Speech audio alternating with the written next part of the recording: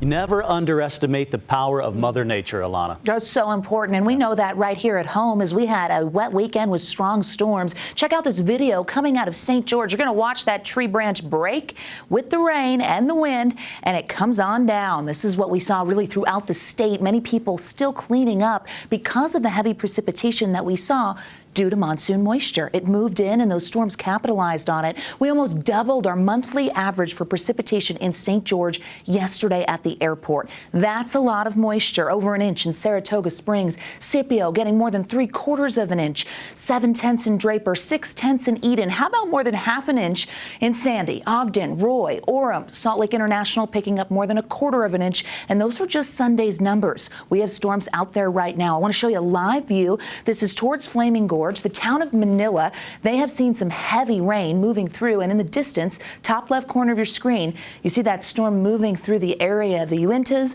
as well as the Flaming Gorge area with those active skies. Duchesne County has seen it too. Our forewarned radar shows you exactly where we're dealing with these storms. We've watched them bubble up from Ephraim down to Salina, Gunnison, north of Richfield on I-70, but Emery County has seen some heavy rain. Also towards Hanksville, near Castle Country, and you notice that blinking red. We get a little closer, and that's that flash flood warning. There we go. Salina, Gunnison, Ephraim, Fillmore with plenty of lightning. Also seeing that in Duchesne County, and there's that storm over Manila. Quiet along the Wasatch Front, but we saw an isolated shower moving through this afternoon. Did you catch it? Happened here at the ABC4 studios. We've got a little activity in the West Desert. You know we keep an eye on that because that is the progression of the storm movement. Flash flood warning until 7 p.m. for Capitol Reef National Park. This does include Fruta, which is within the park.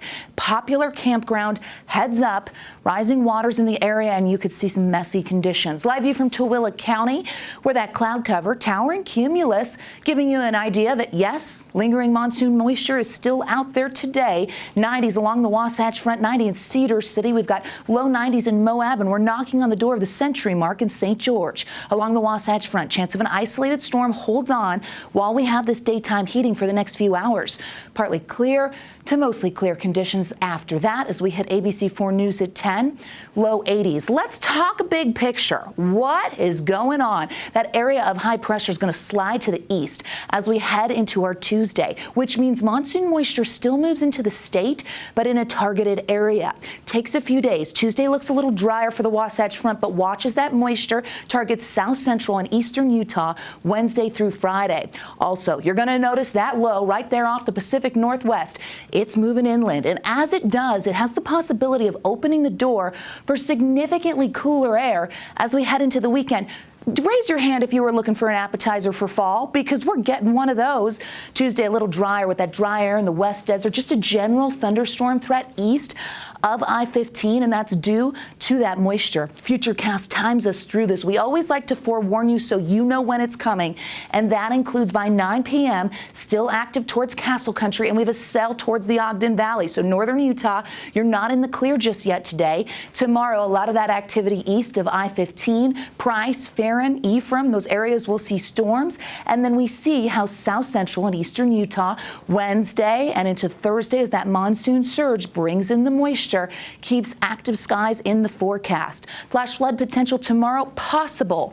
Okay, that's a downgrade from where we were, but it still brings in the threat. Regional forecast showing those 90s for tomorrow, triple digits in St. George. We've got a mix of temperatures. We're going to be closer to average in the north, a little cooler on the eastern side of the state. Here's the next 7 days in St. George, where you're going to notice those numbers cooling with scattered storms.